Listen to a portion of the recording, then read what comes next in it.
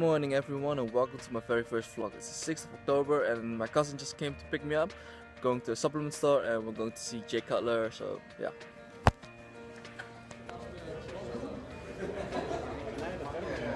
So we're here and he is standing behind the big guy. He's so much bigger than expected. Standing with that, he's kind of short, but look at those arms. It's crazy. Now we're waiting for our turn. Waiting around 25 to 30 minutes. So yeah, let's see.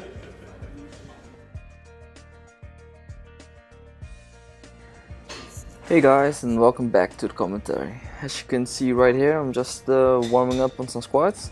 Anyway, the topic of this video is going to be progressive overload. Why is this going to be the topic? It's because the summer season over, it's going to get cold, everyone is going to get packed in hoodies, and for a lot of them, people are gonna go bulk, try to gain some muscle that you're gonna show off the next summer. So progressive overload is one of the methods used by a lot of people to gain some muscle throughout the bulk season.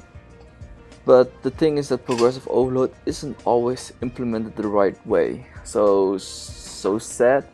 A lot of people just try to slam on weights, go heavier, and then sometimes they slack back down and sometimes they go up, not going on a steady pace, and it's hard to record the progressive overload that you're trying to get when you're not actually recording your workouts.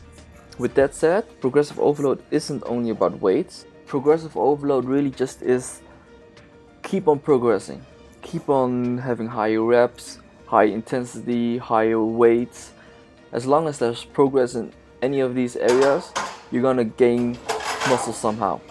So very simple said, in your workouts all you need to aim is progress, and keep progressing. Either it's in weights, intensity, reps, form or whatsoever. Just keep getting better. And that was a co-worker there. Anyway, for example, I would advise you to like on the compound movements, the big three like deadlift, squats and bench press, I would advise you to keep going higher on weights, but go on a steady pace. At the moment, really popular is like the powerlifting style training 5x5. So for example, this week you're going 5x5 on 325 lbs and squats, and the progress you're aiming to get is in 2-3 weeks you try to progress by about 10 lbs. If you keep progressing, keep going heavier, of course you're gonna gain muscle mass. How else are you gonna move the weights that's on your back, right? As you see right now, I'm doing a set of 5 with 265 lbs.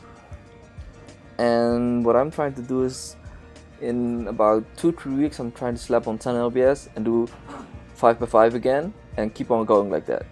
Maybe at some point I would just stack on 5 lbs or lower weights, as long as I keep progressing and keep going heavier and keeping it steady, keeping my form good. That way I know I'm properly implementing progressive overload into my training.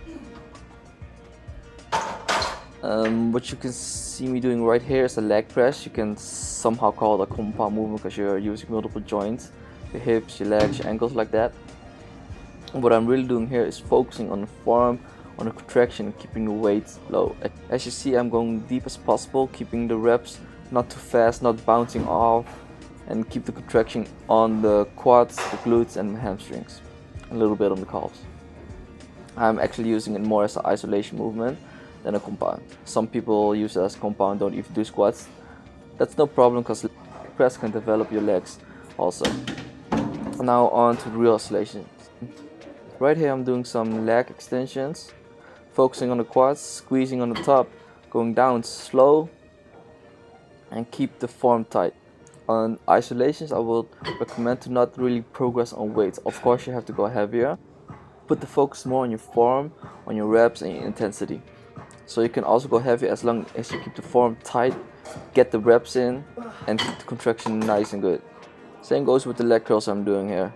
So what I'm doing right now is I'm aiming for a certain kind of reps, what's 15 right now, and keep the contraction right, keep the form tight, and every week, 2 weeks I'm going to go a little bit heavier. As long as I can keep getting the reps in, same contraction and the same muscle failure I feel in my legs every time.